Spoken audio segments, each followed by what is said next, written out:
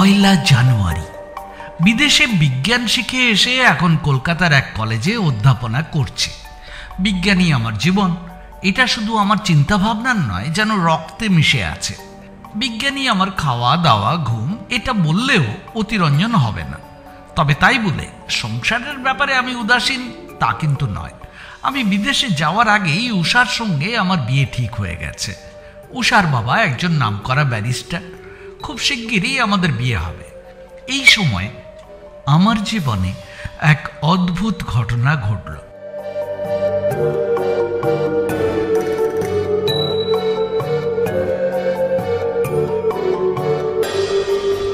আজ পয়লা জানুয়ারি, নববর্ষ উপলক্ষে বন্ধু শশধরের বাড়িতে নিমন্ত্রণ ছিল। শুনলাম এবার একটু অন্যরকম আয়োজন করেছে সে। শশধর সবসময় যোগ, মেসমেরিজম, হিপনোটিজম এইসব নিয়ে পড়ে থাকে। তার বাড়িতে সবসময়ই নানান ধরনের সন্ন্যাসী যোগী ঘোরাঘুরি করে। সম্প্রতি এক নারী যোগী, মানে এক যোগিনী এসেছে তার বাড়িতে। শশধর তার ক্ষমতায় এতই মুগ্ধ যে আজকের দাওয়াতে সবাইকে ডেকে তার অদ্ভুত ক্ষমতা সে দেখাবে। শুনলাম উষা ও তার বাবাও আসবেন সেখানে। উষার কথা শুনেই আমি সেখানে যেতে রাজি হলাম, না হলে হয়তো যেতামই না। কারণ মেসমেরিজম ইত্যাদিকে আমি একেবারে ভণ্ডামি বলেই মনে করি। এসবের উপর আমার বিশ্বাস নেই। তবে ঠিক সময়ে আমি শশধরের বাড়িতে পৌঁছে গেলাম। ঢুকেই যোগিনীকে দেখলাম।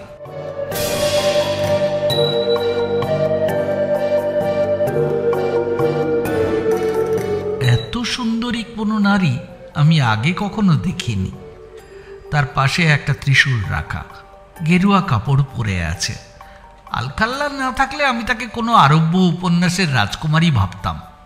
তবু তাকে দেখে মনে একটু ভয়ও হলো। কে জানে তার চোখে কি আছে। শশধর আমাকে যোগিনীর সঙ্গে আলাপ করিয়ে দিল। আমি দেখলাম আমার নাম বলার পরই যোগিনী একবার উষার দিকে তীক্ষ্ণ চোখে তাকালো। তখনই আমি বুঝতে পারলাম শশধর আমার সম্পর্কে অনেক কিছুই তাকে আগেই বলেছে। এখন সে হয়তো যোগ বলের ভান করে বলে দেবে আমার কার সঙ্গে বিয়ে ঠিক হয়েছে। এমনকি সেই মেয়ের রূপের বর্ণনাও দিব্যি দিতে পারবে। শশধর তাকে আমার সম্পর্কে কি কি বলেছে ভাবতে লাগলাম আমি। শশধর এসে বলল, ধীরেন্দ্র যোগে টোগে বিশ্বাস করে না, সব হাস্যকর মনে করে। যোগিনী দেবী, হয়তো আপনি ওর বিশ্বাসটা জন্মাতে পারবেন। যোগিনী আমার দিকে তীক্ষ্ণ চোখে একবার তাকিয়ে ধীরে ধীরে বললেন, এমন কিছু দেখার সুযোগ ওর এখনো হয়নি। আপনাকে দেখেই বুঝেছি আপনি বেশ ভালো বস্তু। কিসের জন্য? এই বশীকরণের জন্য, আপনারা যেটাকে মেসমেরিজম বলেন। মেসমেরিজম কেবল দুর্বল মনের লোকেদের উপরেই কাজ করে। এতে এর সত্য মিথ্যা যাচাই করা যায় না। যাদের মন বা মস্তিষ্ক দুর্বল তাদের উপরেই এসব কাজ করে। এখানে তো অনেকেই উপস্থিত আছেন, তা এদের মধ্যে কে দুর্বল মস্তিষ্কের নয় সেটা আপনি বলুন। একে আপনি কি ভাবেন? শুনেছি ওনার নাম উষা। হ্যাঁ, ওর ক্ষেত্রে যদি কিছু ঘটে তাহলে আমি তা বিশ্বাস করতে রাজি। জানি না ও সহজে বসে আসবে কিনা। কেউ সহজেই বশীভূত হয়, আবার কেউ দেরিতে। আপনি এসব বিশ্বাস করবেন কিনা জানি না, বলতেও পারবো না। তবে নিশ্চয়ই এইটুকু মানেন যে কাউকে অচেতন করে তাকে দিয়ে যে কোনো কিছু করানো যায়। আমি কিছুই বিশ্বাস করি না, মানিও না। আমি যা পারি তাই বলি। আপনাদের বিজ্ঞান অবশ্য কি বলে তা আমি জানি না।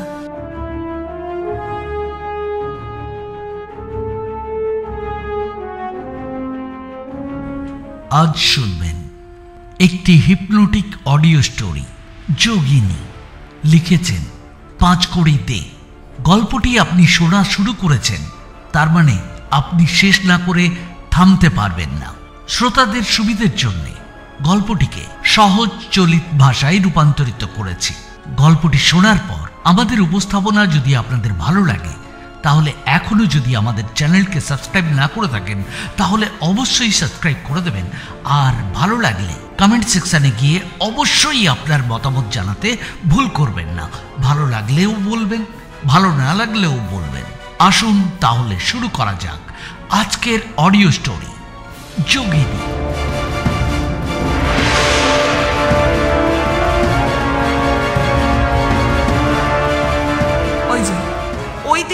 করে একটা মেয়ে বসে আছে। আমি চাইছি সে এখনই আমার কাছে আসুক। এই বলে তিনি দুহাত নিজের দিকে টানলেন। অমনি সেই মেয়ে চমকে তাকিয়ে দ্রুত আমাদের দিকে এগিয়ে এলো, যেন ডেকে আনা হয়েছে ঠিক সেইভাবে। শশধর আনন্দে চিৎকার করে বলল, কি হে, এবার কি বলো? আমি কিছুই বললাম না, মনে মনে ভাবলাম সব আগে থেকে ঠিক করা ছিল। যোগিনী আমার দিকে তাকিয়ে মৃদুস্বরে বললেন, এর তো দেখছি এখনো বিশ্বাস হয়নি। আচ্ছা, এবার যদি উষাকে অচেতন অবস্থায় নিয়ে আসি, তাহলে অবিশ্বাস ভাঙবে তো? তিনি উষার দিকে ফিরে বললেন, আপনার এতে কোনো আপত্তি আছে? উষা হেসে বলল, একটু না। এই সময়ে সবাই এসে জড়ো হয়েছিল। উষা একটা চেয়ারে বসল। যোগিনী তার ত্রিশূলের ওপর ভর দিয়ে সোজা দাঁড়ালেন উষার সামনে। হঠাৎ যোগিনীর চেহারার এক আশ্চর্য পরিবর্তন হলো। তার চোখ থেকে তীব্র আলো বের হতে লাগলো।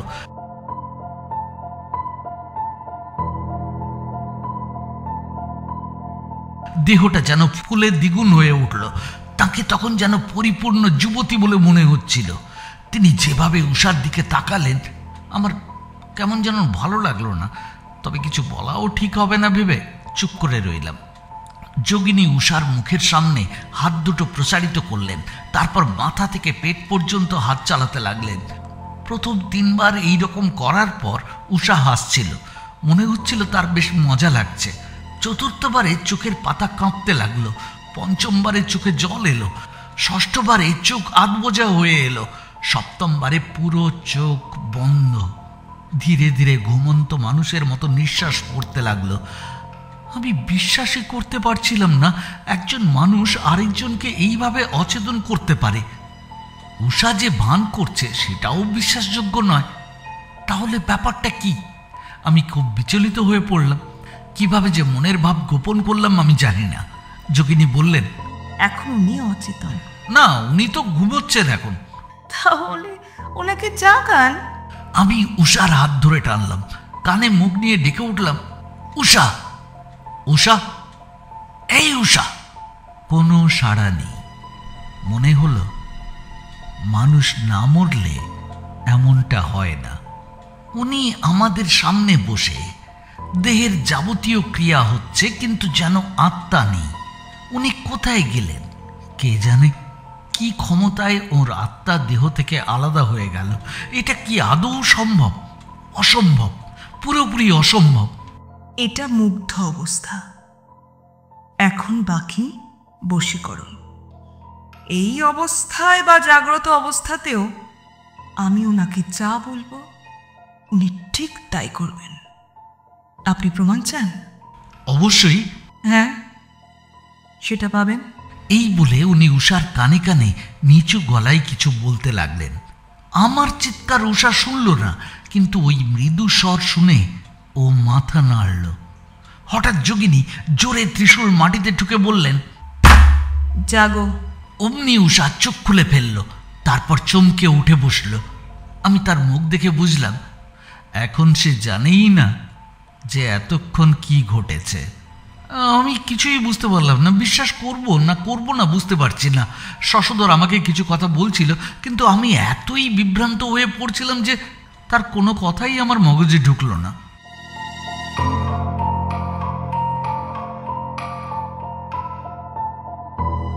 দোসরা জানুয়ারি।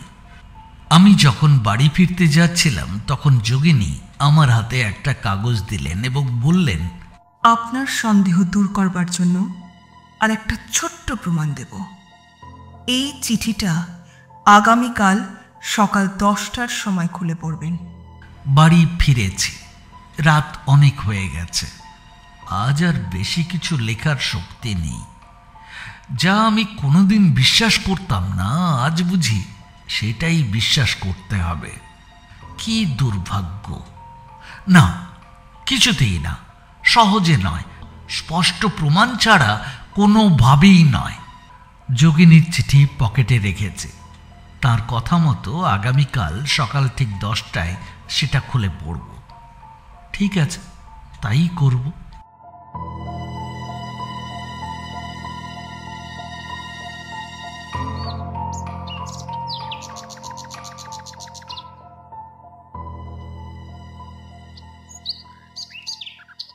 সকাল 2রা জানুয়ারি।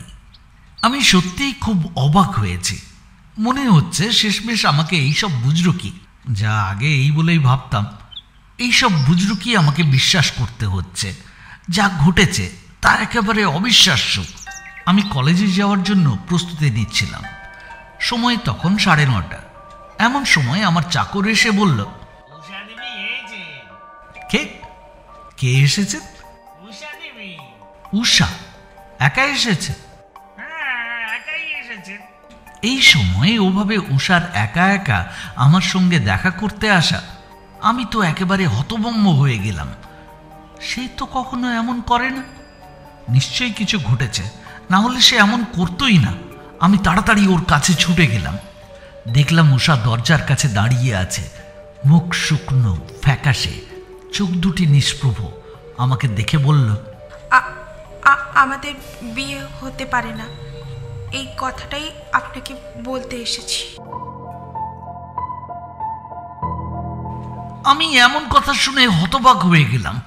এ কি বললে? ও সব ঠিক হয়ে গেছে, এখন হঠাৎ বিয়ে হবে না? মাথাটা আমার ঘুরে উঠল। আমি কাঁপতে কাঁপতে দেয়াল ধরে বললাম, উষা, এটা কি বলছো তুমি? আমাদের বিয়ে হবে না? হ্যাঁ, আমাদের বিয়ে হতে পারে না। আমি শুধু এই কথাটাই বলতে এসেছি। কেন? কি হয়েছে?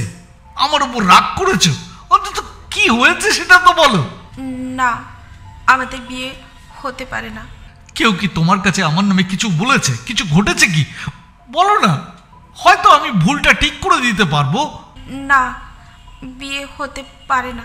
বিয়ের সব কিছু তো ঠিকঠাক হয়ে গেছে, এখন হঠাৎ করে বিয়ে হবে না? আচ্ছা, এই কথাটা কি তোমার বাবা বলেছেন? তুমি কি বলছো আমি কিছুই বুঝতে পারছি না।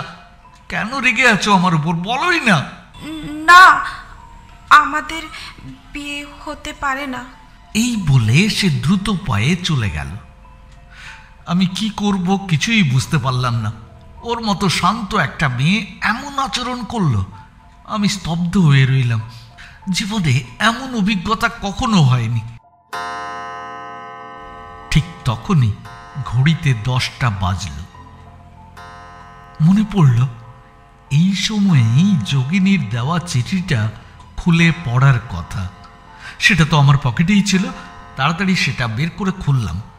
পেন্সিলে লেখা ছিল, শ্রীযুক্ত ধীরেন্দ্রনাথ, আপনি বিশেষ প্রমাণ ছাড়া বিশ্বাস করেন না বলে একটু কড়া প্রমাণ দিতে বাধ্য হলাম। এর জন্য আমায় ক্ষমা করবেন। শশধর বাবুর কাছ থেকে শুনেছি যে উষা দেবীর সঙ্গে আপনার বিয়ে ঠিক হয়েছে। তাই ভাবলাম যদি আজ সকাল 9:30টার সময় তিনি আমার ইচ্ছে মতো আপনার কাছে গিয়ে বিয়ে ভেঙে দেওয়ার কথা বলেন, তাহলে হয়তো আপনি বিশ্বাস করবেন। হ্যাঁ, এই কাজটা সে কখনোই স্বেচ্ছায় করত না। তাই আমি ওর মাধ্যমে কাজটি করিয়ে আপনাকে বিশ্বাস করাতে চেয়েছি। এর জন্য তার উপর দয়া করে রাগ করবেন না। সে যে এই কাজ করছে না, এই কথাটা তার মনেও থাকবে না। হ্যাঁ, আপনি একটু কষ্ট পাবেন, তা একটু মেনেও নিতে হবে, কারণ তা না হলে আপনার বিশ্বাস জন্মানো সম্ভব ছিল না। যোগিনী।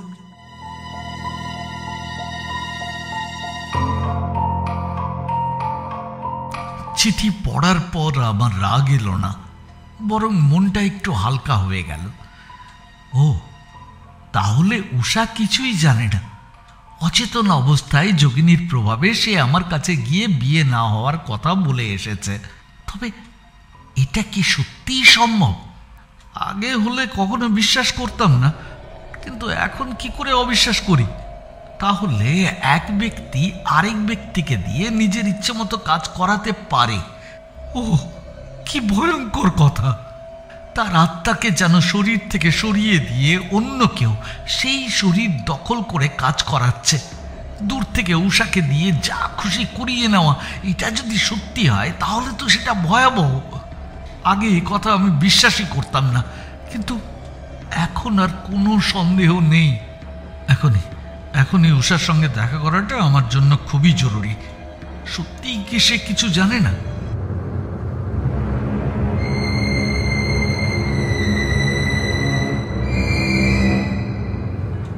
ওদের বাড়িতে গিয়ে পৌঁছলাম। উষা আমাকে দেখে অবাক হয়ে বলল, এই সময় কলেজ যাওনি? এই যাচ্ছে। উষা, তুমি কি একটু আগে বাইরে গিয়েছিলে? না তো, আমি কোথাও যাইনি। একদম কোথাও না? না, এই তো একটু আগে একটা বই পড়তে পড়তে ঘুমিয়ে পড়েছিলাম। তারপর ঘুম ভাঙলে তুমি দেখলে যে সেখানেই বসে আছো, তাই তো? হ্যাঁ, কেন? আমি আবার কোথায় যাব? ঘুমিয়ে থাকতে থাকতে কোনো স্বপ্ন দেখেছিলে কি? বিশেষ একটা কারণেই আমি জিজ্ঞেস করছি। স্বপ্ন? না তো, কিচ্ছু মনে পড়ছে না। আমি বুঝলাম উষার কিছুই মনে নেই। সে আমার বাড়িতে গিয়ে এমন কিছু বলেছে তা তার একেবারেই জানা নেই। সে ভাবছে বই পড়ে ঘুমিয়ে পড়েছিল, আর কিছুই না।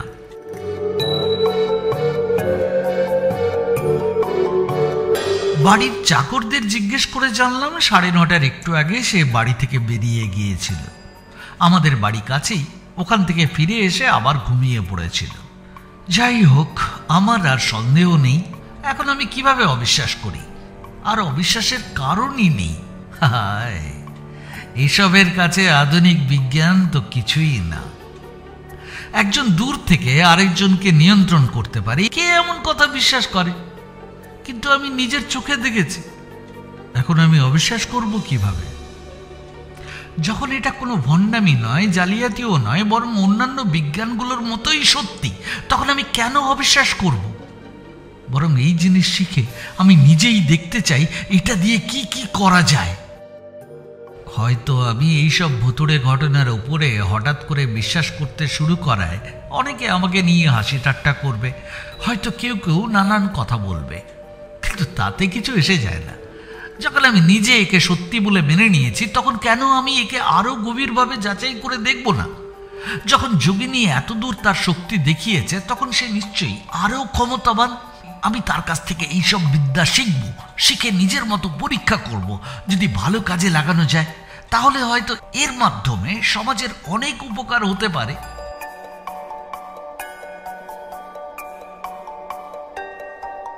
আমার প্রিয় বন্ধু শশধর আমার কথা শুনে আনন্দে আপ্লুত হয়ে গেল। আমি যে এখন তার দলে যোগ দিয়েছি, এইসব অবিশ্বাস্য জিনিসে বিশ্বাস করেছি, এতে সে অপার খুশি পেল। হেসে বলল, বাপু হে, আছে আছে, আমাদের দেশে যা আছে আর কোথাও তা নেই।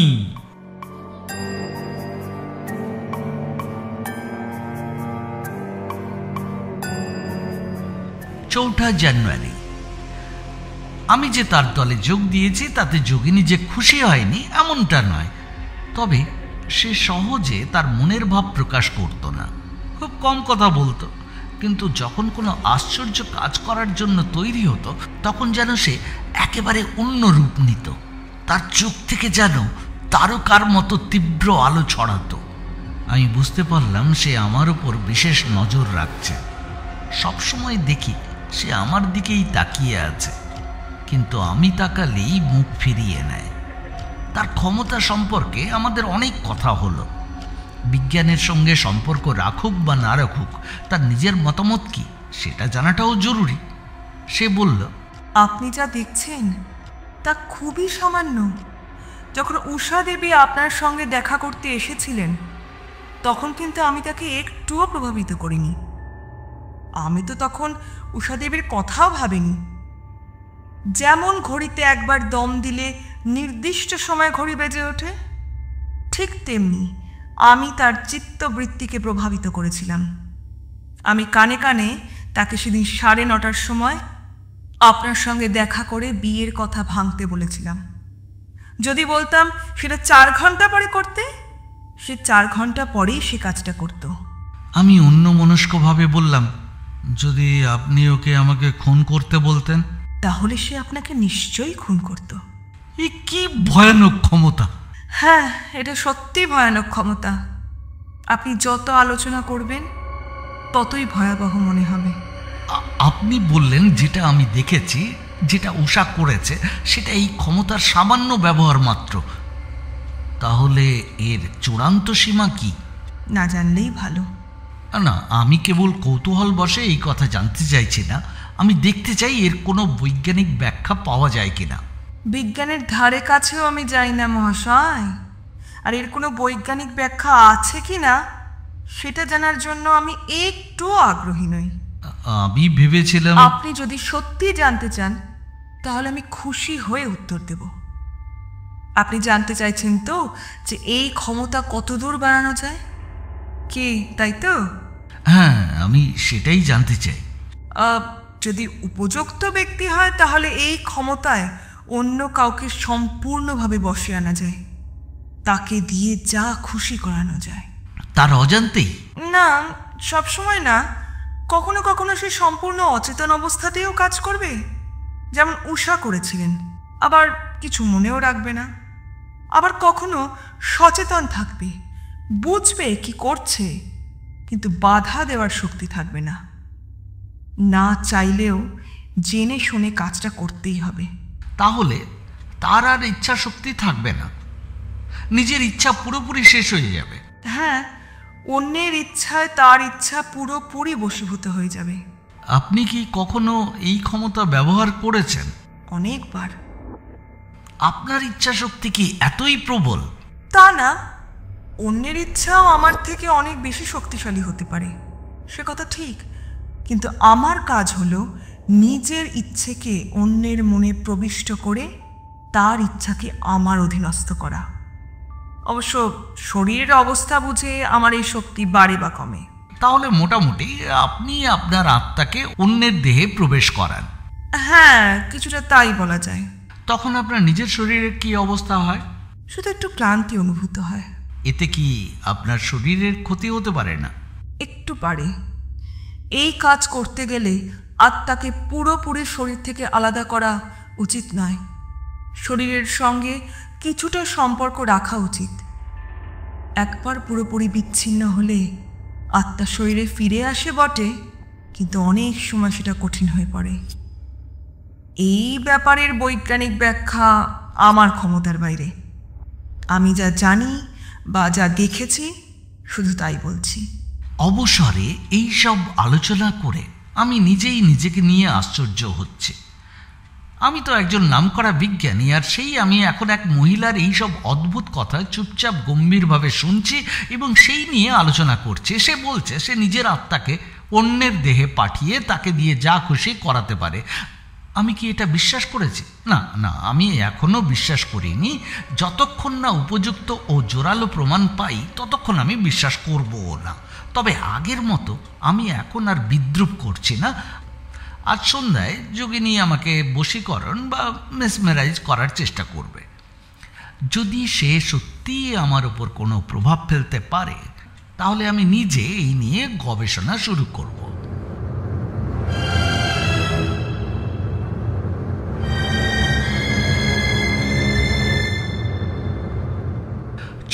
জানুয়ারি মনে হয় আমি এক গুরুতর বৈজ্ঞানিক অনুসন্ধান শুরু করতে যাচ্ছি।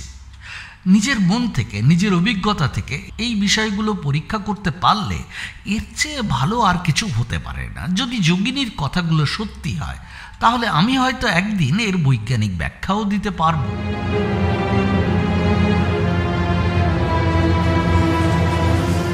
শশধর ছাড়া বাড়িতে আর কেউ নেই। আগে উষা যেভাবে যোগিনীর সামনে বসেছিল আমিও সেইভাবে বসলাম। যোগিনী আমার সামনে দাঁড়িয়ে আমার মুখের ওপর তার হাত নাড়াতে লাগল।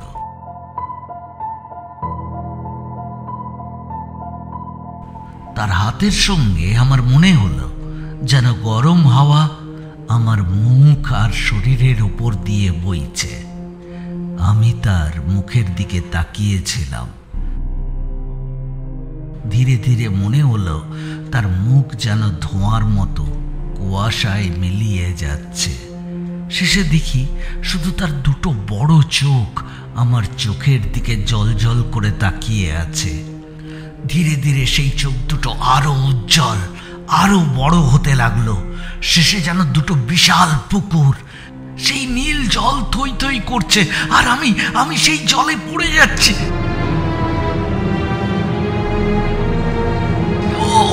কি ভয়ঙ্কর! আমার পুরো শরীর কেঁপে উঠল। আমি দ্রুত সেই জলে পড়ে গেলাম।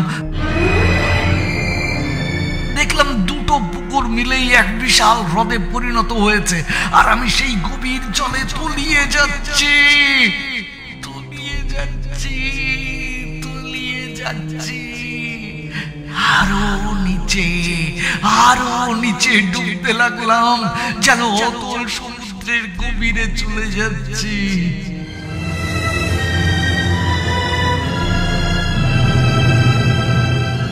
এরপর হঠাৎ আবার উপরে উঠতে লাগলাম।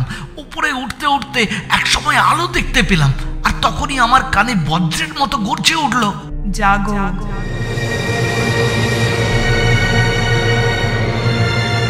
আমি চমকে উঠে জেগে উঠলাম। দেখি আমি তখনও সেই চেয়ারে বসে আছি, পাশে যোগিনী, হাতে ত্রিশূল দণ্ড, চোখ স্থির, আমার দিকে তাকিয়ে আছে। আর পাশে শশধর মনোযোগ দিয়ে তার নোটবুকে আমার অবস্থার কথা সব লিখে রাখছে। আমার শরীরে কোনো অসুস্থতা হয়নি, বরং মন উৎসাহে ভরে গেছে। তাহলে আশা করা যায় আমি এখন নিজেই এই বিষয়ে নিয়ে অনেক গবেষণা করতে পারবো, অনেক কিছু আবিষ্কার করতে পারবো।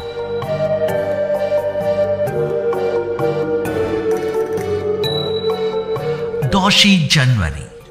আমি বশীকরণ সম্পর্কিত নানা বই সংগ্রহ করেছি। ইংরেজি, সংস্কৃত ও বাংলায় যত বই পাওয়া গেছে সব পড়তে শুরু করেছি।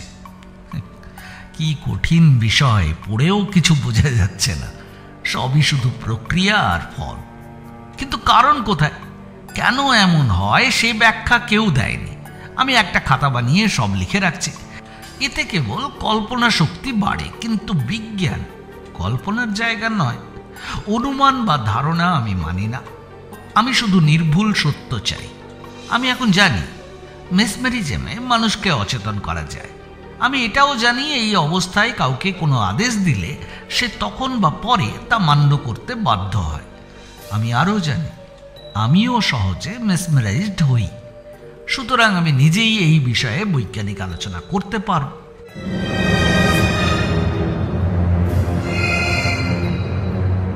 আজ উষার বাবা আমাদের বিয়ের সব ঠিক করে গেলেন। আর দেরি নেই, 15, 16 ও 17ই জানুয়ারি। এই 3 দিন আবারও আমি মিসম্যারেজড হয়েছি। প্রতিদিনের সবকিছু শশধর তার নোটবুকে লিখে রেখেছে। 17 তারিখে যোগিনী বাইরে চলে যাওয়ায় মেসমেরিজম বন্ধ ছিল। বন্ধ থাকায় একটু বিরক্ত লাগলো। এই অভিজ্ঞতা কতদূর পর্যন্ত যায়, কি হয় না হয় সেটা নিজে পরীক্ষা করে দেখার জন্য আমি অধীর হয়ে উঠছি।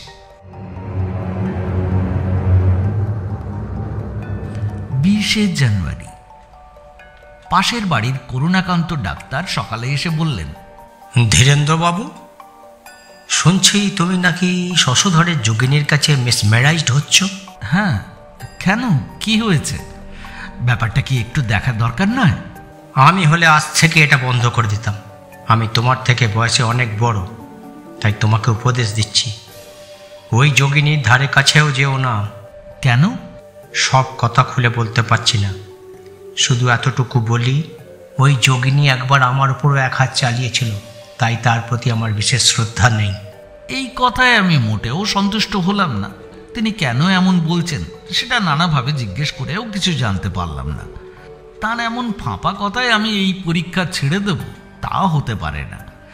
এই গবেষণার মাধ্যমে বিজ্ঞানের অনেক নতুন তত্ত্ব আবিষ্কার হতে পারে, তাই আমি কিছুতেই যোগিনীকে ছাড়তে পারি না। আমার ধারণা ডাক্তার হয়তো কোনো কারণে ওই মহিলার ওপর রেগে আছেন, তাই এমন কথা বলছেন। তিনি যা খুশি বলুন, আমি একরকম সিদ্ধান্তে পৌঁছে গেছি। 24শে জানুয়ারি। আজ আমাকে মেসমেরাইজ করা হলো। 25শে জানুয়ারি। আজও আমাকে মেসমেরাইজ করা হলো। 26শে জানুয়ারি। আজও তাই।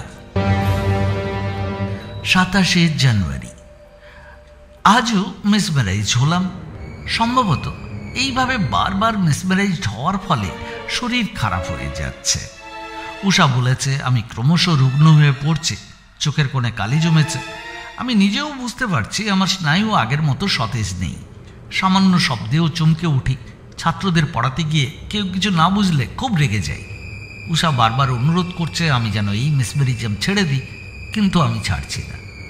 আমি তাকে বুঝিয়েছি দেহের সঙ্গে আত্মার সম্পর্ক বিচার নামে একটি অভিনব বই আমি বের করব, তখন সবাই আমাকে বাহবা দেবে। সে বাধ্য হয়ে চুপ করে গেছে। এখন আমি প্রতিদিন রাতেই মেসমেরাইজড হচ্ছি। আগের চেয়ে অনেক তাড়াতাড়ি জ্ঞান হারিয়ে ফেলি, কিন্তু ওই সময় আমার মনের যা অবস্থা হয় তা আমি খুব মন দিয়ে লক্ষ্য করছি। শশধর 10-12 দিনের জন্য বাড়ি যাচ্ছে, তবে আমি মেসমেরিজম বন্ধ রাখছি না। যোগিনী তার বাড়িতেই থাকবেন। 2রা ফেব্রুয়ারি। আমরা এখন খুব সাবধানে আছি, কিন্তু আমাদের এই কাজকর্মে একটা জটিলতা দেখা দিয়েছে।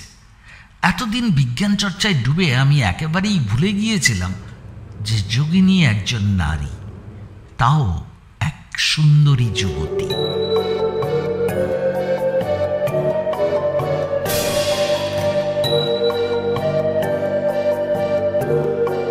আজ আমি নিজের মুখে লিখতে পারছি, কারণ অন্য কারোর সামনে বলার মতো সাহস নেই। এই মহিলা আমাকে ভালোবেসে ফেলেছে। এখন অবস্থা এতটাই জটিল হয়ে গেছে যে এটা নিজেকেও আর লুকিয়ে রাখতে পারছি না। আগে যোগিনীর কোনো কথাবার্তায় আমি এমন কিছু লক্ষ্য করিনি, কিন্তু এখন ওর আচরণ, চোখের চাহনি, কথা বলার ভঙ্গিতে বুঝতে পারছি সে আমাকে ভালোবাসে, আমাকেই চায়। এ তো এক দারুণ বিপদ। অনেকবার নিজেকে বোঝাতে চেয়েছি এটা কেবল আমার ভুল ধারণা। সে একজন যোগিনী, সে কখনো এমন করতেই পারে না। তার তো জানা আছে আমি উষাকে প্রাণ দিয়ে ভালোবাসি, আমাদের বিয়েও ঠিক হয়ে গেছে।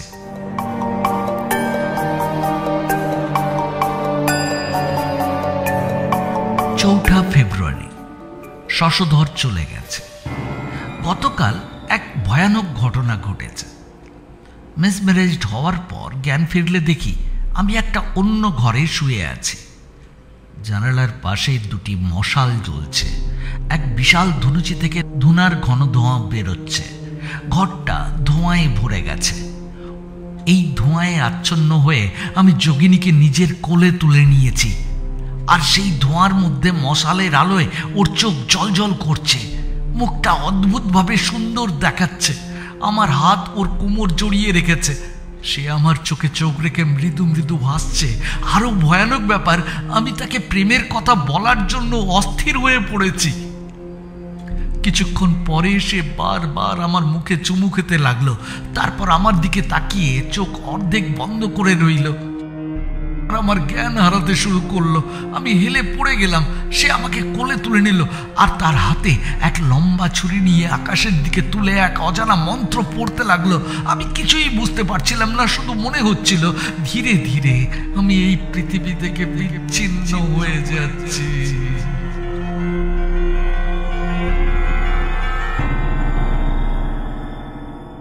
হঠাৎ মনে হলো আমি অচেতন হয়ে গেছি। তখনই সে মন্ত্র পড়া বন্ধ করে আমাকে বুকের উপর টেনে নিল। কিছুটা জ্ঞান ফিরতেই আমি নিজেকে ছাড়ানোর জন্য প্রাণপণে চেষ্টা করতে লাগলাম। সেদিন নিজেকে না ছাড়াতে পারলে এই জীবনে আর মানুষজনের সামনে মুখ দেখাতে পারতাম না। আমার বিয়ে ঠিক হয়ে গেছে, আমি উষাকে প্রাণ দিয়ে ভালোবাসি। এই অবস্থায় আমি এই কুহকিনীর সঙ্গে প্রেমালাপ করছিলাম। চেতনা আরো পরিষ্কার হলো। আমি জোরে ওকে ঠেলে দিয়ে সেখান থেকে বেরিয়ে এলাম। এক মুহূর্ত আর থাকলে আমি কি করতাম আমি নিজেই জানি না। মনটা তার প্রতি এতটাই আকর্ষিত হয়ে পড়েছিল। ওহ, কি ভয়ানক! এখনো ভাবলে গা শিউরে ওঠে। এখন বুঝতে পারছি এটাই বশীকরণ। ডাইনিদের গল্প এখন কিছুটা বিশ্বাসযোগ্য বলে মনে হচ্ছে। কি করব কিছুই বুঝে উঠতে পারছি না। হতে পারে এটা আমার ভুল। যোগিনী তো, সে কেন এমন করবে? হতে পারে আমি নিজেই অচেতন অবস্থায় ওকে কোলে নিয়েছিলাম। ছি ছি ছি ছি ছি ছি ছি, লজ্জায় মরে যেতে ইচ্ছে করছে। যাই হোক, যতদিন শশধর না আসে ততদিন আর মেসমেরিজম করব না। তার কাছেও যাব না। বাড়ির কাজের লোককে দিয়ে যোগিনীকে বলিয়ে দিলাম বিশেষ কাজে ব্যস্ত আছে, কয়েকদিনের জন্য মেসমেরিজম বন্ধ রাখছি। লোকটা ফিরে এসে বলল তিনি বলেছেন যদি সময় পান চলে আসবেন। আমি কোথাও যাচ্ছি না। আমি পণ করেছিলাম আজ আর কিছুতেই তার কাছে যাব না। বিকেলে যদি কেউ বলতো তুই যাবি, আমি হেসে উড়িয়ে দিতাম। কিন্তু আমি এমন অপদার্থ, আমি তো কখনো এমন দুর্বল চিত্ত ছিলাম না। কিভাবে যে এটা হলো নিজেও জানি না। আমি দৃঢ় প্রতিজ্ঞ ছিলাম, অথচ ঠিক সময় মতো যেন যন্ত্রচালিতের মতো চলে গেলাম। হয়তো এটা অভ্যেসের দোষ, প্রতিদিন গিয়ে গিয়ে এমন অভ্যেস হয়ে গেছে, অথবা মেসমেরিজমে হয়তো এমন কোনো আসক্তি তৈরি হয় যেটা আর ধরে রাখা যায় না। শূন্যের পর খুব অস্থির হয়ে উঠেছিলাম, কিছুতেই মন বসাতে পারছিলাম না। তারপর বুঝতেই পারিনি কখন চলে গেছি। আমি যে আসবো না বলে পাঠিয়েছিলাম তা দেখে যোগিনী কিন্তু কিছুই বলল না। এমনকি আগের দিনের ঘটনাও যেন কিছুই হয়নি। সবচেয়ে অদ্ভুত, তার মুখাবয়বে কোনো আবেগের ছাপই নেই, সেই আগের মতোই শান্ত। তখন আমি ভাবলাম সবই আমার ভুল ধারণা, মেসমেরিজমে আমার মাথা খারাপ হয়ে গেছে, তাই ভুলভাবে যোগিনীকে নিয়ে ভাবছিলাম। লজ্জায় মুখ ঢাকতে ইচ্ছে করছিল। সে হয়তো ভাবছে আমি ওকে জড়িয়ে ধরে কি অপমানটাই না করেছি।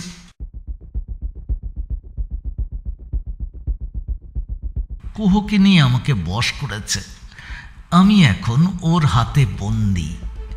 তা যদি হয় তাহলে বুঝি আমি এখনো পুরোপুরি নিজের হুঁশ হারাইনি, এখনো আমার বিচার বুদ্ধি আছে। এখন আমাকে ভাবতে হবে আমি কি করব।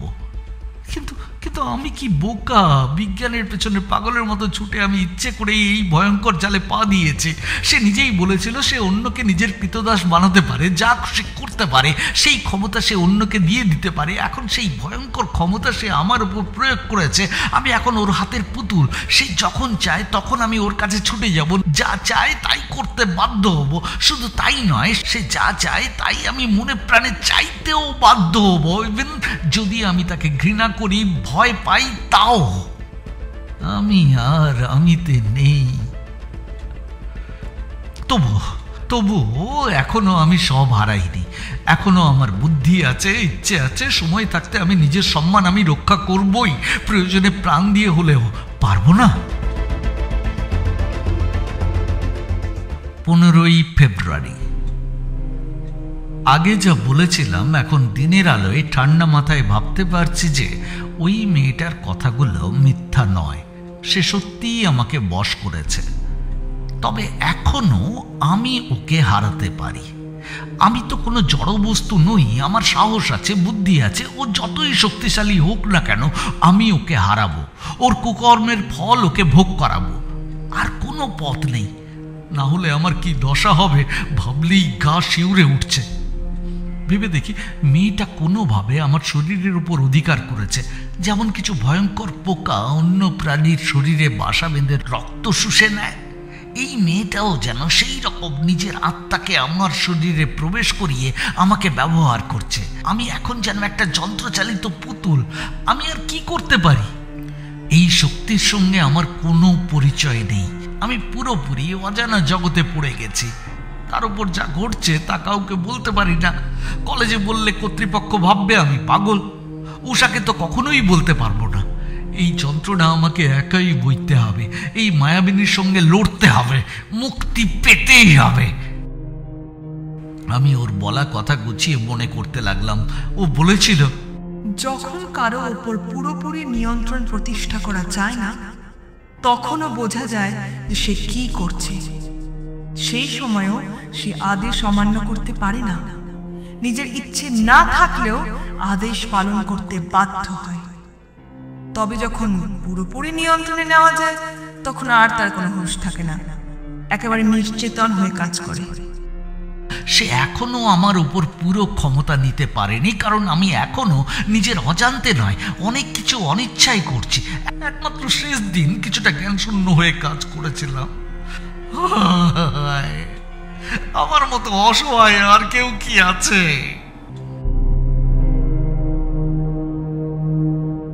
হঠাৎ করুণাকান্তের কথা মনে পড়ল।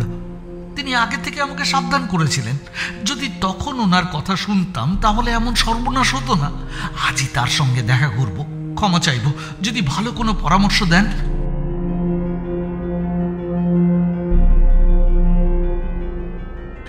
20শে ফেব্রুয়ারি। না, করুণাকান্ত বাবুকে কিছুই বলতে পারলাম না। দু একটা কথা বলতেই তিনি এমনভাবে তাকালেন যে আর কিছু বলার সাহসই পেলাম না। তবে কথাবার্তায় বুঝলাম তিনি কখনো ওই যোগিনীর কৌশলের শিকার হননি, তবে মেয়েটির আচার আচরণ দেখে তাকে চরিত্রহীন মনে করেছেন। সেই কারণে তিনি ওর কাছেই যাননি। ভাবলাম কি ভাগ্যবান তিনি, না হলে তারও আমার মতো অবস্থাই হতে পারত। আমি কি পারবো এই মায়াবিনীর জাল ছেড়ে মুক্ত হতে, আগের মতো হয়ে উঠতে? ছুটি পেলে পশ্চিমে বেড়াতে চলে যেতাম, ওর কাছ থেকে পালাতাম। কিন্তু পশ্চিমে গেলেও কি রেহাই পাবো? ও কি সেখান থেকে ও আমাকে টেনে আনবে না?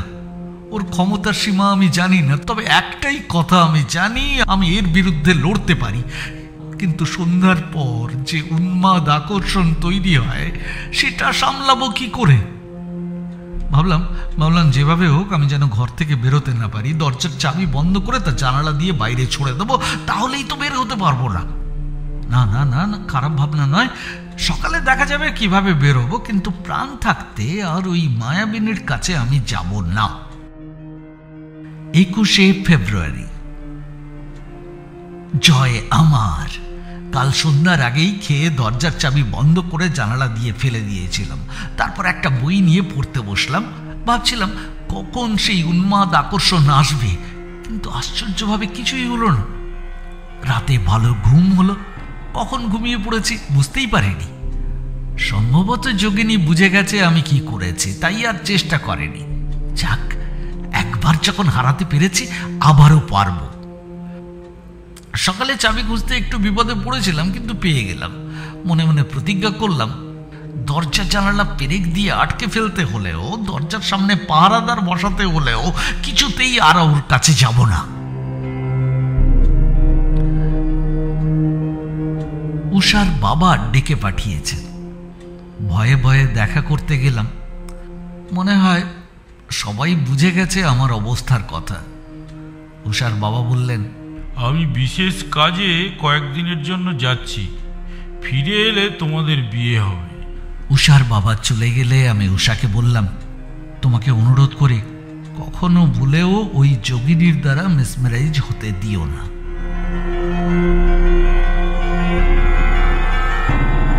উষা প্রতিজ্ঞা করলো সে আর মেসমেরাইজ হবে না। ওর মধ্যে যোগিনীর জন্য ঘৃণা জন্মেছে। এটা শুনে আমি খুশি হলাম, কিন্তু যোগিনীর অসুস্থতার কথা শুনে চিন্তায় পড়লাম।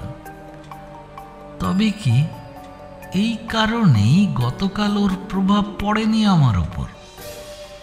ও তো নিজেই বলেছিল শরীর খারাপ হলে ওর ক্ষমতাও কমে যায়।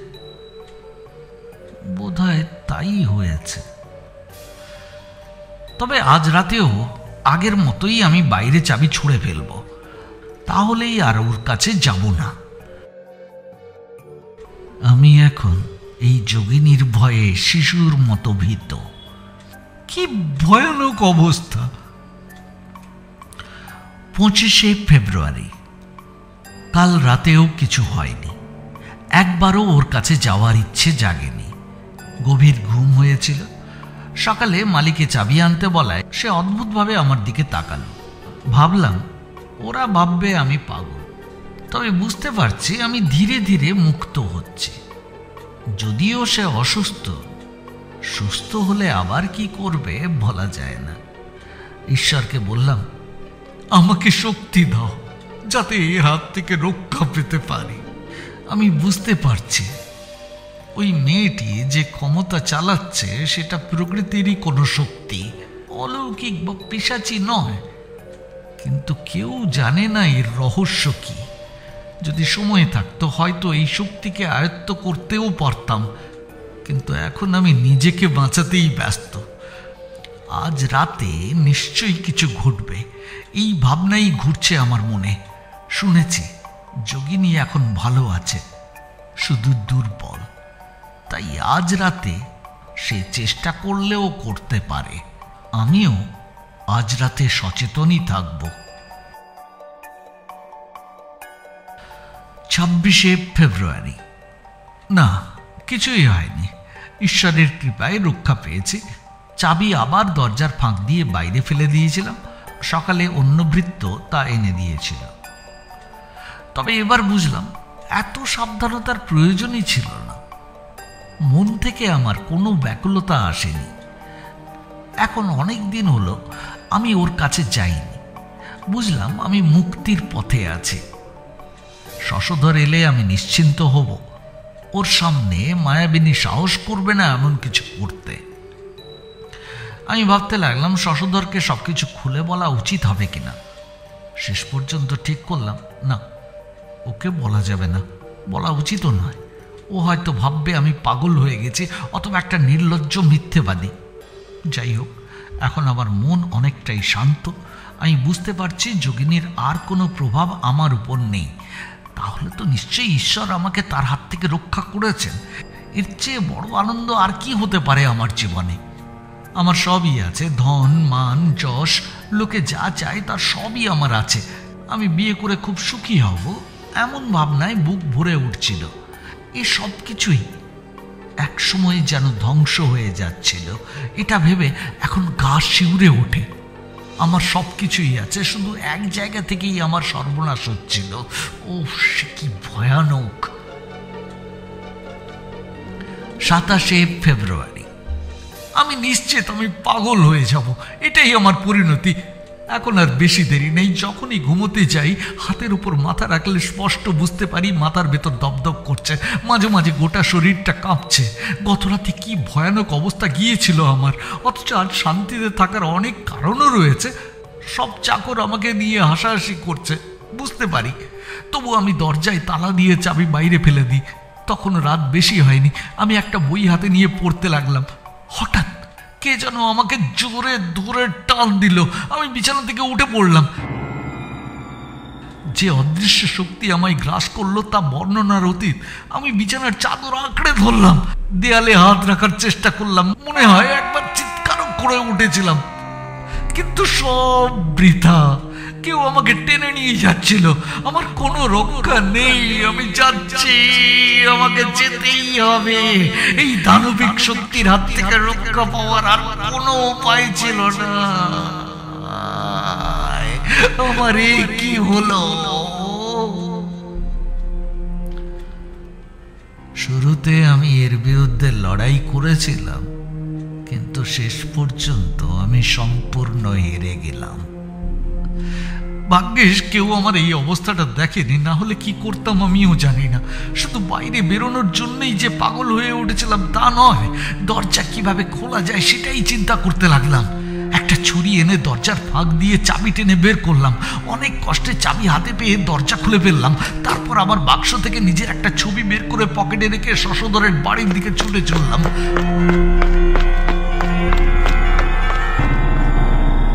এরপরে যা ঘটল তা যেন স্বপ্নের মতো। আমি বুঝতে পারলাম আমার দেহের দুটি মন কাজ করছে। একটি শক্তিশালী মন আমার দেহকে চালাচ্ছে, আর আমার নিজের মন ভয় পেয়ে কোনো রকমে তার বিরুদ্ধে বাধা দেওয়ার চেষ্টা করে যাচ্ছে। এমনকি পথ দিয়ে কিভাবে গেলাম, কিভাবে শশধরের বাড়িতে পৌঁছলাম, কিছুই আমার মনে নেই। কিন্তু যোগিনীর কথা আমি স্পষ্ট মনে রেখেছি। দেখি সে খাটে হাতশোয়া হয়ে বসে আছে, কম্বলে অর্ধেক শরীর ঢাকা। আমি ঢুকতেই সে মৃদু হাসি দিয়ে উঠল। ওর মুখ শুকিয়ে গেছে, চোখ বসে গেছে, শরীরও কেমন কাহিল। সে একটা চেয়ারের দিকে ইশারা করল। লজ্জার কথা, আমি ওর হাত দুহাতে ধরে বারবার চুমু খেতে লাগলাম। তখনও ওর হাত ছাড়িনি। পাশে বসে নিজের ছবিটা ওকে দিলাম। তারপর কত কথা বললাম, ভালোবাসার কথা, অনুভবের কথা, কষ্টের কথা, আনন্দের কথা। ও এসে চলল। একবার আমার মাথা বুকের কাছে টেনে নিয়ে চুলগুলো গুছিয়ে দিল। আমার মন ভরে গেল, শরীর রোমাঞ্চিত হলো। আমি ওর কৃতদাস, খেলার পুতুল। তো কি আনন্দ লাগছিল তখন।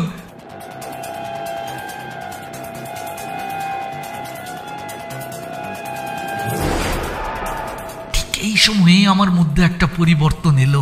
ঈশ্বর না থাকলে এমনটা হতে পারে না। আমি একেবারে নরকের কিনারায় পৌঁছে গিয়েছিলাম। ঈশ্বর তখনই আমাকে রক্ষা করলেন। আমি বুঝতে পারলাম পিশাচিনীর শক্তির বিরুদ্ধে এখন আরো বড় শক্তি জেগে উঠেছে। আমার হৃদয় আনন্দে ভরে উঠল। আমি ওর মুখের দিকে চাইলাম, ওর মুখেও পরিবর্তন, আগের মতো রং নেই, চেহারাটা যেন মৃতের মতো, চোখে সেই দীপ্তি নেই, চোখ হাত খোলা হয়ে গেছে, মুখ বিষণ্ণ, কুঁচকে আছে, ও কিছুই ঠিক করে উঠতে পারছে না। বুঝতে পারলাম আমি আস্তে আস্তে মুক্ত হচ্ছে, আমার নিজের মন ফিরে আসছে। ও কাতরে উঠল। ধীরেন্দ্র বাবু, আমার শরীর এখনো দুর্বল, তবু তোমাকে না দেখে থাকতে পারছিলাম না। আমায় ছেড়ে যেও না, এখনই আমি ঠিক হয়ে যাব। ওই কমণ্ডলুটা এনে দাও প্রিয়তম। তুমি তো আমার। কিন্তু তখন আমি পুরোপুরি নিজেকে ফিরে পেয়েছি। ওর দুর্বলতার সুযোগেই আমি মুক্তি পেয়েছি। আমার গা রাগে রি রি করে কাঁপছে। এবার আমি মুখের ওপর ওকে যা বলার বলবো। যেমন আগে ভালোবেসেছিলাম, এখন তেমনি ওকে ভয়ানক ঘৃণা করছি। ওর ত্রিশূল হাতে নিতে ইচ্ছে হলো, ওর বুক বিদ্ধ করতে ইচ্ছে হলো। ও ভয় পেয়ে বুক চাপা দিয়ে পিছিয়ে বসলো, আদো গলায় বলল,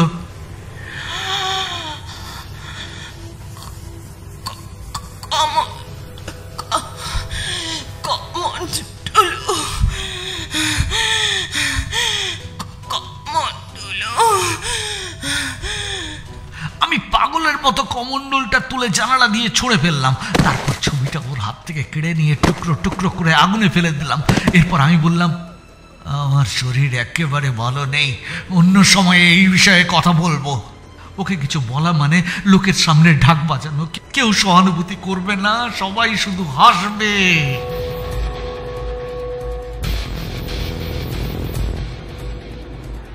পয়লা মার্চ। কাল আর কিছু হয়নি, শান্তিতে ঘুমোতে পেরেছে। শশধর ফিরে আসায় অনেকটা নিশ্চিন্ত হয়েছে। ওর সামনে দাঁড়িয়ে ও সাহস করবে না। আমি ওর মুখের ওপর যা বলেছি তাতে ও আর কখনো ভালোবাসতে পারবে না। আমার বিশ্বাস এবার ওর হাত থেকে রক্ষা পেয়েছে। তবে ওর প্রতিহিংসা, না না, ও নিশ্চুপ থাকবে না, আমাকে শাস্তি দিতেই চাইবে। তবুও ভাবছি, আমি ওর ছায়া দিকে ও ভয় পাচ্ছি কেন? ওকে ভুলে গেলেই তো সব ঝামেলা শেষ। 2রা মার্চ। আমার শরীর, মন, মস্তিষ্ক সব আগের মতোই হয়ে গেছে। আমি বিশ্বাস করি আমি এবার মুক্ত। তবে ভয় এখনো যায়নি। শুনেছি যোগিনী সুস্থ হয়ে গেছে, আবার আগের মতো সবল। এবার ও কি করবে? 3রা মার্চ। আমার ইচ্ছা এখান থেকে পালিয়ে যাই। সত্যি এই মেয়েটিকে আমি ভয় পাচ্ছি। কলেজে ছুটি হলেই পালাবো। আমার ইচ্ছার বিরুদ্ধে আমি আবার ওর সঙ্গে দেখা করলাম, কথাও বললাম। সকালে নিজের ঘরে বসে বই পড়ছি, হঠাৎ চাকর ঢুকলো। ওর পেছনে ঠক ঠক শব্দ। বুক কেঁপে উঠল। এই যে সেই ত্রিশূলের শব্দ। ভাবার আগেই সে ঘরে ঢুকলো। আমি ওকে অভ্যর্থনা করতে পারলাম না, কোনো ক্ষমতাই যেন ছিল না। স্থির হয়ে চেয়ে রইলাম। ও চুপ করে আমার দিকে তাকিয়ে রইল, মুখে কোনো কথা নেই। কিন্তু সেই দৃষ্টি, এমন দৃষ্টি জীবনে আর কখনো দেখিনি। মনে হলো হৃদয়ের গভীরে গিয়ে ঢুকে পড়ছে। অনেকক্ষণ পর ধীরে ধীরে বলল, যেদিন শেষবার আমাদের দেখা হয়েছিল, তোমার যেরকম মনোভাব ছিল, এখনো কি তাই? সবসময় তাই। ধীরেন্দ্রবাবু, আমাদের একে অপরকে ভালো করে বোঝা দরকার। আমার সঙ্গে যা খুশি করে বাঁচা যাবে না তা নিশ্চয়ই বুঝে গিয়েছ। তুমি তো স্বেচ্ছায় আমার কাছে বশীকরণ শিখতে চেয়েছিলে। তুমি প্রথম আমায় ভালোবাসার কথা বলেছিলে, আমার মন চুরি করেছিলে, তোমার ছবি আর চিঠি দিয়েছিলে। তারপর সেই রাতের অপমান, কেউ আমাকে এমন কথা বলার সাহস আজ পর্যন্ত করেনি। যদি বলো রাগের মাথায় ভুল করেছ, তবে সব ভুলে যাব। একবার বলো, তুমি সত্যি আমাকে ভালোবাসো? যদি কখনো ভালোবাসার কথা বলে থাকি, তাহলে সেটা তুমিই করিয়েছিলে। সবকিছু তুমিই করিয়েছিলে, আমি নিজের ইচ্ছায় কিচ্ছু করিনি। সেদিন রাতে যা বলেছি সেটাই সত্যি, বাকিটা সব তোমার খেলা। হ্যাঁ, বুঝতে পারছি কেউ আমার নামে তোমার কাছে কিছু বলেছে। তবে সে যাই হোক, তুমি তো নিশ্চয়ই জানো যে আমি এখনই চাইলে তোমাকে কুকুরের মতো আমার দাস করে ফেলতে পারি। সেদিন দুর্বল ছিলাম, এখন আর নই। সাবধান, তুমি জানো না তুমি কত গভীরে এসে পড়েছ। আমি কোনো উত্তর না দিয়ে মুখ ফিরিয়ে নিলাম। আমি তোমাকে আমার ভালোবাসা, হৃদয়, শরীর, জীবন সব কিছু দিতে চেয়েছিলাম। তুমি সব কিছুকে অবজ্ঞা করলে। আমি দেখব তুমি কত দূর যেতে পারো। আজ তুমি হাসছো, কিন্তু সেই দিন আসবে যখন তুমি কান্নায় ভেঙে পড়বে, আমার পায়ের কাছে এসে গড়াগড়ি যাবে। তখন বুঝবে যাকে একদিন ভালোবেসেছিলে তাকে শত্রু বানিয়ে তুমি ভয়ানক ভুল করেছিলে, আর তার ফল যে কতটা ভয়ানক হবে সেটা তুমি বুঝতে পারছো না। সাবধান, সাবধান।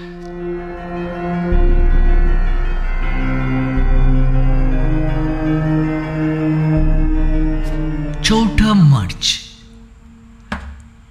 সেই কথা শেষ হওয়ার আগেই বাড়ি থেকে বেরিয়ে গেল।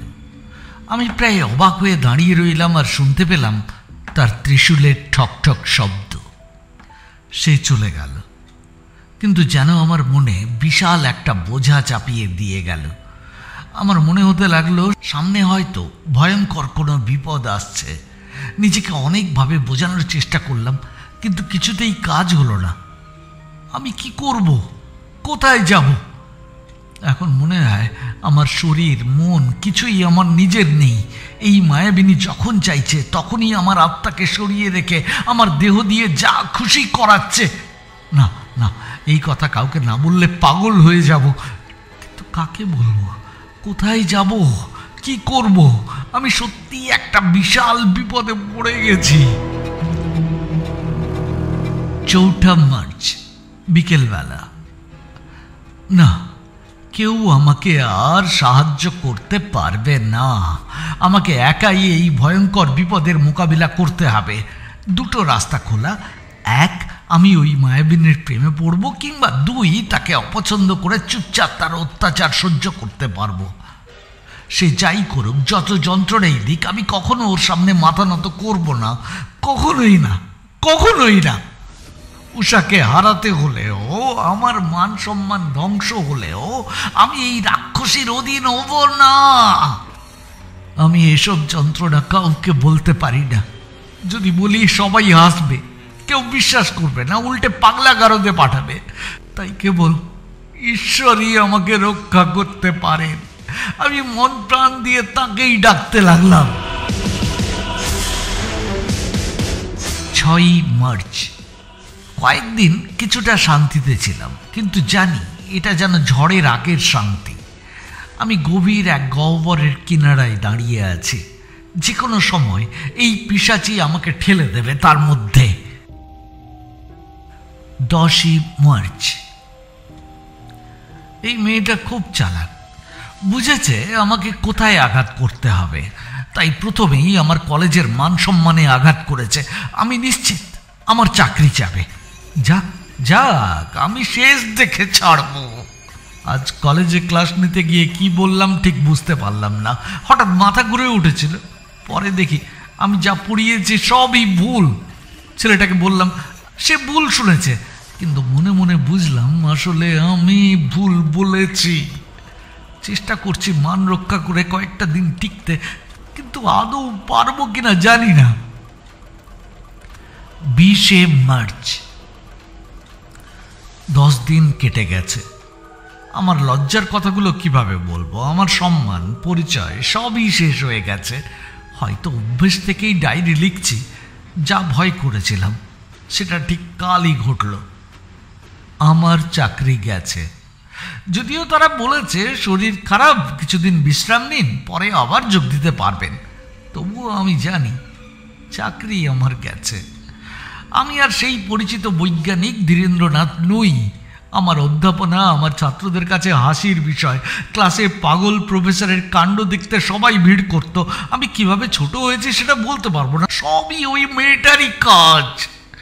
সে আমার মুখ দিয়ে এমন সব কথা বলিয়েছে যা আমি নিজের ইচ্ছায় কখনোই বলতাম না। শুরুতে আমি স্বাভাবিকভাবেই পড়াতাম। তারপর হঠাৎ দেখি আমি অন্য কিছু বলছি, হাসছি, গাইছি আর গালাগালি দিচ্ছি। ছাত্ররা হেসে গড়াগড়ি খাচ্ছে আর আমি ধীরে ধীরে পাগল হয়ে উঠছি। এটা বুঝেও কিছু করতে পারছি না।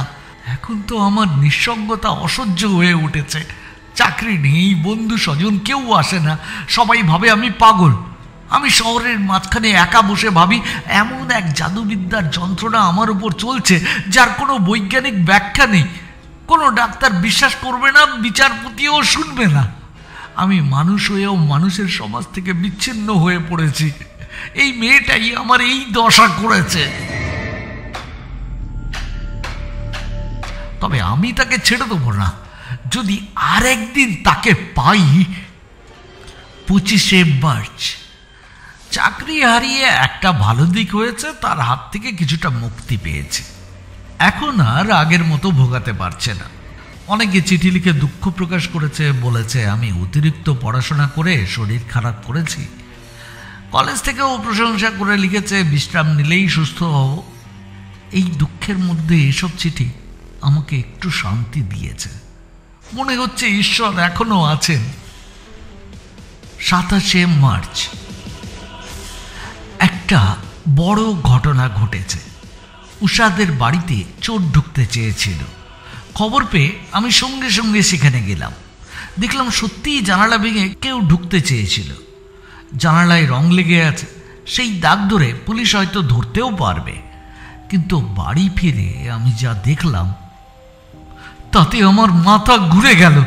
আমার জামার হাতায় সবুজ রঙের দাগ, রুমালেও একই দাগ। মানে আমি চোর ছিলাম? না না না না না, আমি নিজের ইচ্ছায় কিছু করিনি। এটা আবার ওই মেয়েটার কুকর্ম। সে চায় আমাকে চোর হিসেবে বদনাম করাতে। তো আর সইতে পারা যায় না। সে বলেছিল আমি যা বুঝতে পারছি তা কেবল শুরু। সে চাইলে আমাকে জ্ঞান থাকা বা না থাকাতেও নিজের ইচ্ছে মতো ব্যবহার করতে পারে। গত রাতে আমি পুরো অজ্ঞান অবস্থায় চোরের মতো গিয়ে জানালা ভাঙার চেষ্টা করেছিলাম।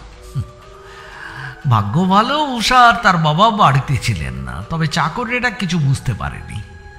আমি এসব কিছু করলেও কিছুই আমার মনে নেই। যদি কেউ দেখে থাকে তাহলে তো আমি শেষ। মৃত্যুই এখন সবচেয়ে ভালো রাস্তা বলে মনে হচ্ছে আমার। এইভাবে আর পারছি না। 30শে মার্চ। গত 3 দিন কিছুটা নিশ্চিন্তে আছি, কিন্তু আমি জানি এটা সাময়িক। যেমন বিড়াল ইঁদুর নিয়ে খেলে, তেমনি সে আমাকেও খেলাচ্ছে। 2 দিন শান্তি, তারপর ভয়ানক কোনো কাণ্ড ঘটিয়ে ছাড়ে। আমার শরীর ভেঙে গেছে। আমি আর আগের আমি নই। জানলাম উষা আর তার বাবা আগামীকাল ফিরবেন। বুঝতে পারছি না খুশি হব নাকি দুঃখিত হব। ওরা এখান থেকে দূরে থাকলে বোধহয় ভালো হতো। এখানে ফিরলে এই মায়াবিনী তাদেরও ক্ষতি করতে পারে। আর আমি এই অবস্থায় কখনো উষাকে বিয়ে করতে পারি না, সেটা উচিতও হবে না। আমি তো এখন পাগল, ভূতে পাওয়া এক মানুষ। 31শে মার্চ। খবর পেয়েছি উষা আর ওর বাবা কাল ফিরে আসছেন। এতে আমি খুশি হব না দুঃখ পাবো কিছুই বুঝে উঠতে পারছি না। ওরা এতদিন এই অভিশপ্ত জায়গা থেকে দূরে ছিল, ভালোই ছিল। এখানে এলে হয়তো ওই রাক্ষসী তাদেরও ক্ষতি করতে চাইবে। যাই হোক, এই অবস্থায় আমি কখনোই উষাকে বিয়ে করতে পারি না, করা উচিত না। আমি এখন ভূতে পাওয়া পাগল, আমি নিজের মধ্যে নেই। এই অবস্থায় বিয়ে করা ভয়ানক পাপ। আজ কলেজে একটা সভা হবে, আমি ঠিক করেছি ওখানে যাব। সবার সঙ্গে কথা বললে সবাই বুঝবে আমি পুরোপুরি পাগল হয়ে যাইনি। আর যদি না যাই তাহলে সবাই ভাববে আমি আর মানুষের মধ্যে মিশতে পারি না। এই ভেবেই আমি সবাই গেলাম। সেখানে ডাক্তার করুণাকান্ত বাবুর সঙ্গে দেখা হলো। তাকে অনুরোধ করলাম একবার আমার বাড়ি আসতে। সভা শেষে আমি বাড়ি ফিরে এলাম। অনেকক্ষণ ওনার জন্য অপেক্ষা করছিলাম। সময় কাটানোর জন্য এই ডায়েরি লিখছিলাম। হঠাৎ বাইরে কেউ দরজায় কড়া নাড়ল, সম্ভবত করুণাকান্ত বাবু। আমি নিজেই দরজা খুলতে গেলাম।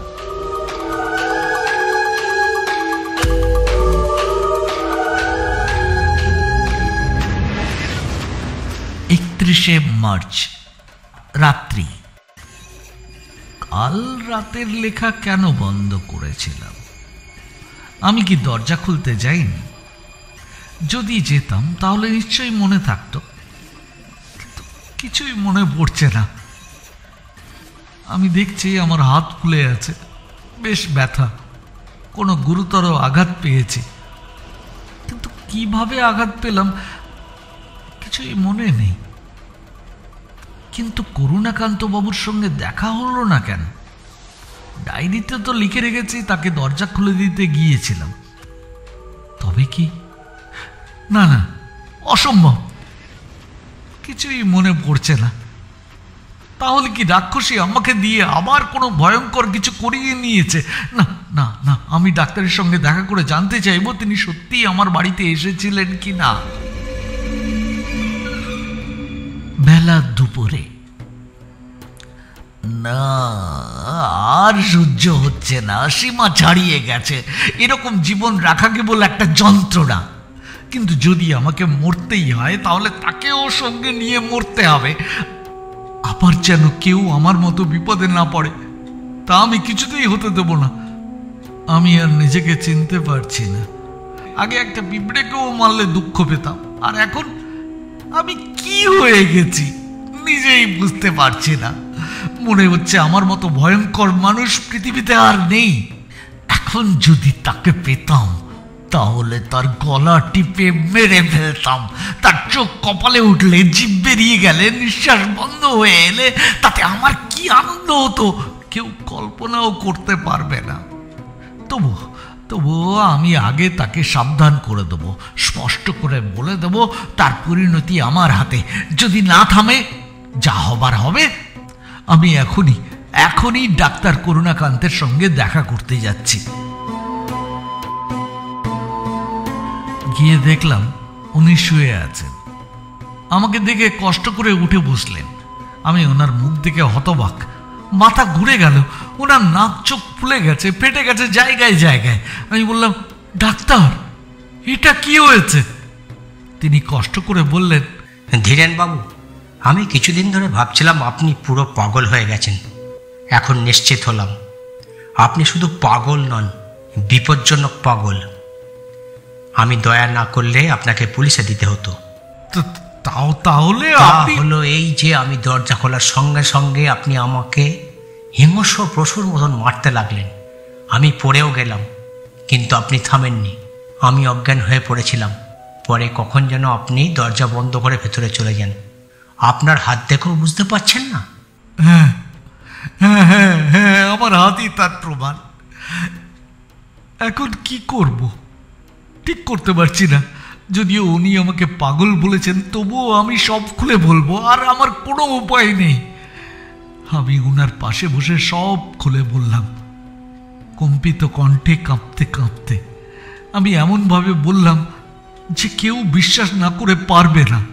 শেষে বললাম, সে আমাকে যেমন ঘৃণা করে আপনাকেও করে। কাল রাতে আমাদের দুজনকেই শাস্তি দিয়েছে। তার সেই পৈশাচিক শক্তি দিয়ে আমাকে দিয়ে এমন ভয়ানক কাজ করিয়েছে। আপনার আহত মুখ আমার আহত আত্মার সামনে কিছুই না। আমি দিন রাত আগুনে পুড়ে মরছি। তিনি চুপ করে রইলেন। মনে হলো তিনি বিশ্বাস করেছেন। ধীরে ধীরে বললেন, হ্যাঁ, সে এটা করতে পারে, কিন্তু এমন অবস্থা পৌঁছবে আমি ভাবিনি। এখন তুমি কি করতে চাও? যেভাবেই হোক আমি তাকে এই ক্ষমতা থেকে মুক্ত করব। আমি আমি আমি তো পুরো পাগল হয়ে গেছি। আজই তাকে সোজা সবটা কথা বলবো, সাবধান করব। যদি না থামে তবে যখন আবার দেখা হবে তখন সেটাই তার শেষ দেখা হবে। পাগলের মতো কিছু করো না। পাগলের মতো? আমি তো এখন পাগলই। বলে আমি দৌড়ে বাড়ির দিকে ছুটলাম। আজ আমার জীবনের সবচেয়ে বড় সমস্যা, এখনই তার সঙ্গে দেখা করব। যা হোক, অন্তত একটা কাজ হয়েছে। আজ অন্তত একজন মানুষ আমার কথা বিশ্বাস করেছে। যদি সত্যিই আমাকে ভয়ঙ্কর কিছু করতে হয় তাহলে এই ডায়েরিটাই প্রমাণ হয়ে থাকবে কেন আমি সেটা করতে বাধ্য হয়েছিলাম। সন্ধ্যা। আমি শশধরের বাড়ি গিয়ে দেখি সে সেই যোগিনীর সঙ্গে বসে কথা বলছে। শশধর কথা বলায় ব্যস্ত, আমি আর সে চুপ করে বসে আছি। মাঝে মাঝে আমরা একে অপরের দিকে তাকাচ্ছি। আমি বুঝতে পারলাম সে আমাকে দেখে মজা পাচ্ছে। আজ হয়তো তার সঙ্গে একা কথা বলার সুযোগ পাব না। এই সময় কেউ শশধরকে ডাকলো, সে বাইরে গেল। সঙ্গে সঙ্গে যোগিনী এসে বলল, কি এখন আর কাজ নেই? তা বলো দেখি, তোমার ডাক্তার বন্ধু কেমন আছেন? ডাইরে, তোর শেষ ঘনিয়ে এসেছে, আর আমি তোকে সহ্য করব না। আমি ঝাঁপিয়ে পড়ে ওর গলা চিপে ধরলাম, বললাম, ভগবানের নামে বলছি, যদি আবার তোর ওই পৈশাচিক শক্তি আমার উপর ব্যবহার করিস আমি তোকে মেরে ফেলবো, তখন কেউ তোকে বাঁচাতে পারবে না। যোগিনী সহজভাবে হাত ছাড়িয়ে নিয়ে বলল, দূরে গিয়ে দাঁড়াও, তোমার সঙ্গে আমার হিসেব এখনো বাকি আছে। আমি যেমন ভালোবাসতে জানি তেমনি ঘৃণা করতেও জানি। তুমি আমার ভালোবাসা উপহাস করেছ, এবার আমার ঘৃণার স্বাদ পাবে। শুনলাম উষা কাল আসছেন। তার পবিত্র নাম তুই মুখে আনিস না। তার যদি কোনো ক্ষতি করতে চাস দেখবি দেখবি আমি কি করি। তা উষা দেবী এমন এক বীরকে পেয়ে সৌভাগ্যবতী হয়েছেন। ভবিষ্যৎ কল্পনা করে তোর কোনো লাভ নেই। আমি শুধু বলতে এসেছি, আর একবার যদি তুই আমার উপর কিছু করিস তাহলে এটাই তোর শেষ। এই বলে আমি চলে এলাম, কিন্তু আমি ওর মুখ দেখে বুঝলাম এবার ও বুঝেছে সে আর নিরাপদ নয়। 1 এপ্রিল। উষা আর ওর বাবা এসে পৌঁছেছেন। আমি দেখা করতে গিয়েছিলাম, অনেকক্ষণ উষার সঙ্গে কাটালাম। সে আমাকে খুব ভালোবাসে, কিন্তু হায়, আমি কি সেই ভালোবাসার যোগ্য? আমার শরীর মন ভেঙে গেছে দেখে সে খুব কষ্ট পেল, আমাকে অনেক আদর যত্ন করল। সে কি কখনো বুঝবে কেন আমার এই অবস্থা? ভগবান করুন সে যেন কখনো জানতে না পারে। তাকে দেখে আমি যেন নতুন করে বাঁচলাম। যতক্ষণ সে আমার পাশে থাকে আমি পৃথিবীতে কাউকে ভয় পাই না। খুব সুখে, খুব উদ্দীপনায় আমি বাড়ি ফিরে এলাম।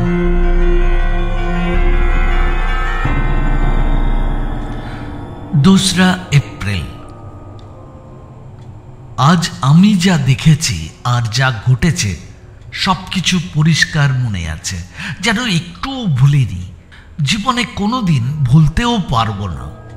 দুপুরে আমি একটা বই পড়ছিলাম, হঠাৎ আমার মনে হলো যেন আমি সংজ্ঞাহীন হয়ে পড়ছি। তারপর আর কিছু মনে নেই। যখন হুঁশ ফিরে এলো দেখি আমি একটা সুন্দর করে সাজানো ঘরের চেয়ারে বসে আছি। এটা তো আমার নিজের ঘর নয়। আমি তো নিজের ঘরে বসেই বই পড়ছিলাম, তাহলে এখানে এলাম কিভাবে? ঘরটা কিছুটা চেনা চেনা লাগলো, কিন্তু ঠিক চিনতে পারছিলাম না। হঠাৎ নজর গেল একটা ছবির দিকে। দেখি আমার একটা ছবি, পাশে উষা আর ওর বাবার ছবি। তখন বুঝলাম এটা উষার বসার ঘর, কিন্তু আমি এখানে এলাম কিভাবে? কে নিয়ে এলো আমাকে? আমার কিছুই মনে নেই। হঠাৎ মনে হলো আমি কি কোনো খারাপ কাজ করতে এসেছি? সেই রাক্ষসী মেয়েটা কি আমাকে জোর করে এখানে পাঠিয়েছে? আমার শরীর কাঁপতে শুরু করলো। নিশ্চয়ই সে যা চেয়েছিল সেটাই ঘটেছে, না হলে আমি জ্ঞান হারাতাম কেন? তখন বুকের ভেতরে এমন একটা যন্ত্রণা শুরু হলো যেটা ভাষায় বোঝানো যাবে না। আমি কি সত্যি পাগল হয়ে গেছি? আমি লাফ দিয়ে উঠে দাঁড়ালাম। উঠতেই আমার কোলে রাখা একটা শিশি পড়ে গেল। ভয়ে কাঁপা হাতে সেটা তুললাম। দেখি তাতে লেখা আছে সালফিউরিক অ্যাসিড। ছিপি খোলার সঙ্গে সঙ্গে ধোঁয়া বের হতে লাগলো। আমি বুঝেই গেলাম এটা তো আমার নিজের ঘর থেকেই আনা, কিন্তু আমি এটা এখানে এনেছি কেন? এই অ্যাসিড কারো গায়ে পড়লে তার চেহারা চিরতরে নষ্ট হয়ে যাবে, এটা তো আমি জানি। আমি যদি অজ্ঞান অবস্থায় থাকতাম আর উষা তখন রুমে ঢুকতো, তাহলে কি সেই পিশাচ আমার হাত দিয়ে ওর মুখে এই অ্যাসিড ছুঁড়ে মারত? ভাবতেই আমার গায়ে কাঁটা দিচ্ছে। আমার হাত কাঁপতে লাগলো। ধন্যবাদ ভগবান, শিশিটা এখনো ভরা আছে, আমি ওর ওপর কিছু ফেলিনি। ঠিক তখনই উষার পায়ের শব্দ পেলাম। সে ঘরে ঢুকতেই আমি ওর দিকে তাকালাম। ও আমার এই অবস্থা দেখে খুব চিন্তিত হলো। উষা বলল, তোমার শরীরটা ঠিক নেই মনে হচ্ছে, তোমার একটু হাওয়া বদলানো দরকার। বাবাকে বলবো আমরা সবাই মিলে কোথাও ঘুরে আসি? তোমাকে খুব ক্লান্ত লাগছে। না না, এ তো কিছুই না, একটু অসুস্থ বোধ করছিলাম, এখন ঠিক আছে। আমি একটু দেরি করে এলাম, আমার পুরনো শিক্ষিকা এসেছিলেন, তাকে বিদায় করতে সময় লেগে গেল, কিছুতেই যেতে চাইছিলেন না। আমি মনে মনে ভাবলাম, ভগবানকে ধন্যবাদ, তিনি ছিলেন বলেই উষা তখন আসেনি, না হলে আজ কি যে হতো। আমি কাঁপা কাঁপা গলায় বললাম, তোমার শিক্ষিকা না এলে হয়তো যা ঘটতো সেটা ভাবতেই ভয় লাগছে। কি বলছো? কেন এমন বলছো? এই শিশিটা কি? আমি তাড়াতাড়ি সেটাকে পকেটে ঢুকিয়ে বললাম, কিছু না কিছু না, ও কিছু না, আমাকে এখনই যেতে হবে, খুব জরুরি একটা কাজ আছে। হ্যাঁ, তোমার মুখটা ওই রকম দেখাচ্ছে কেন? আমার দেরি হওয়াতে তুমি কি রেগে গেছো? রেগে গিয়ে থাকলে ক্ষমা করে দিও প্লিজ। তোমার উপর আমি রাগ করতে পারি না, তুমি বুঝতে পারবে না আমি কি অবস্থায় আছি। আমায় বলবে না তুমি আজ কেন এসেছিলে? কোনো কথা তো বললেই না।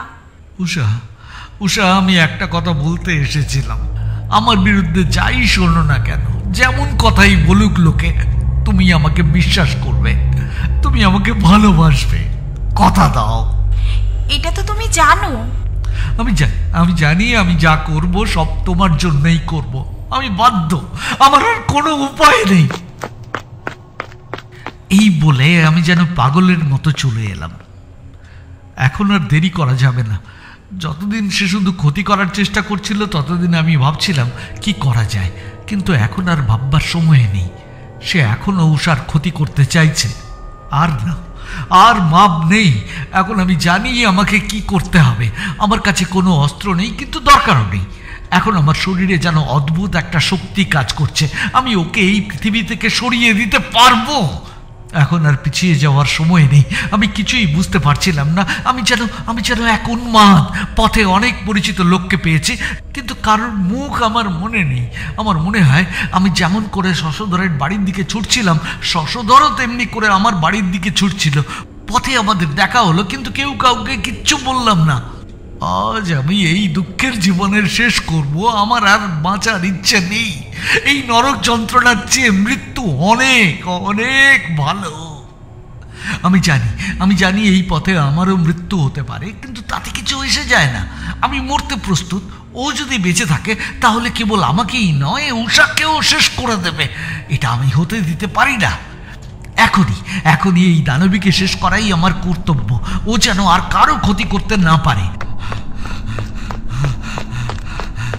আমি যখন দৌড়ে শশধরের বাড়ির সামনে পৌঁছলাম তখন দম বন্ধ হয়ে আসছিল, দরজাটা বন্ধ ছিল। আমি জোরে জোরে ধাক্কা দিতে লাগলাম। একজন চাকর দরজা খুলল। আমার মুখ দেখে সে ভয়ে কেঁপে গেল। আমি বজ্র কণ্ঠে বললাম, যোগিনী কোথায়? আমি এখনই ওর সঙ্গে দেখা করতে চাই। যোগিনী মানে? হ্যাঁ, যোগিনী, শুনতে পাচ্ছ না? আমি এখনই তার সঙ্গে দেখা করব। তিনি? আমি তখন রাগে প্রায় পাগল হয়ে তার উপর ঝাঁপিয়ে পড়তে যাচ্ছিলাম। সে ভয়ে সরে গিয়ে বলল, তিনি তিনি মারা গেছেন। মারা গেছে? তারপরই আমার মনে হলো এরা সবাই মিলে পরিকল্পনা করে আমাকে ভুল বুঝিয়ে যোগিনীকে আমার হাত থেকে বাঁচাতে চাইছে। তখন আর আমার কিছুই ভাবার শক্তি ছিল না। আমি লাফিয়ে উঠে জোর করে তার চুল টেনে ধরলাম, হুঙ্কার দিয়ে বললাম, আমার সঙ্গে মিথ্যে কথা। না হুজুর, দোহাই হুজুর, যোগিনী কোথায়? বিশ্বাস না হয় চলুন দেখে আসুন। তখন আমি তার চুল ছেড়ে দিলাম।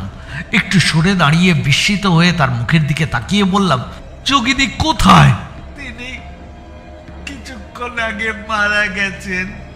মারা গেছেন? হ্যাঁ হুজুর, বিশ্বাস না হলে চলুন দেখে আসুন।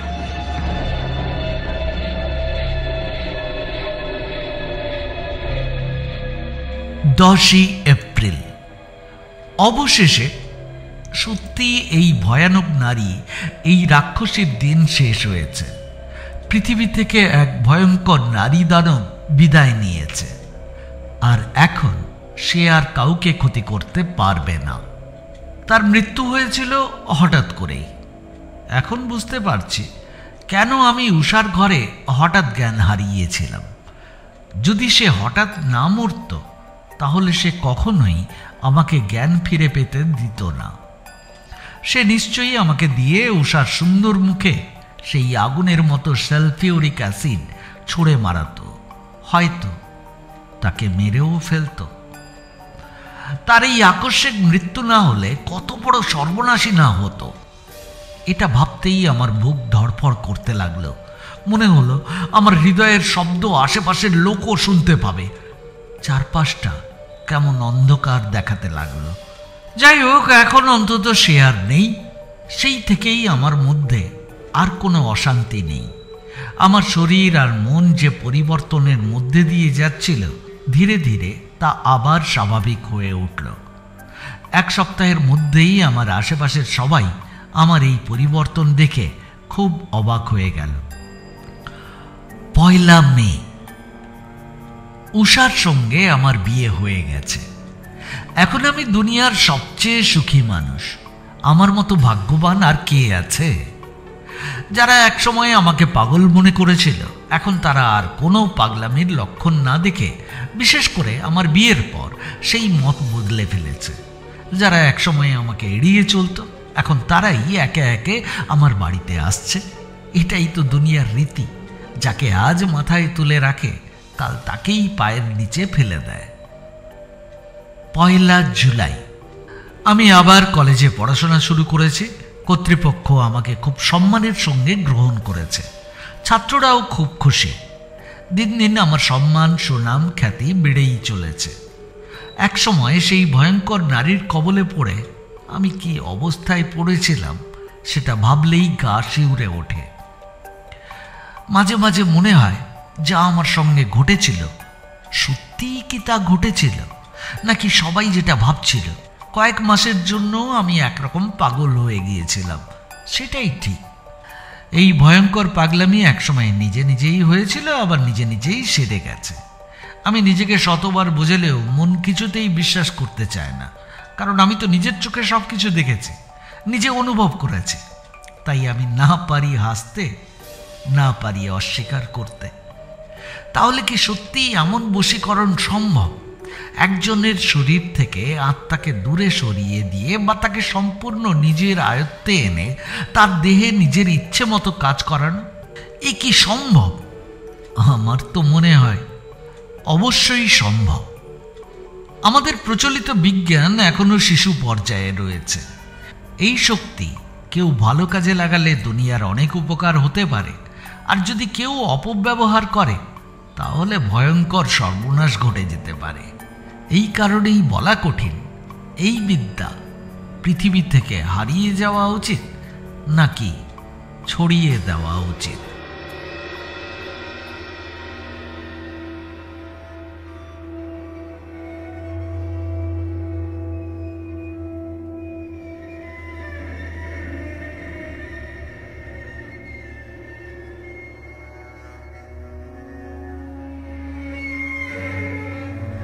যোগিনী গল্পটি এখানেই শেষ হলো। গল্প পাঠে অংশগ্রহণ করেছেন পারমিতা, বিবেক, স্বাগতা, গোবিন্দ ও আমি কমলেশ।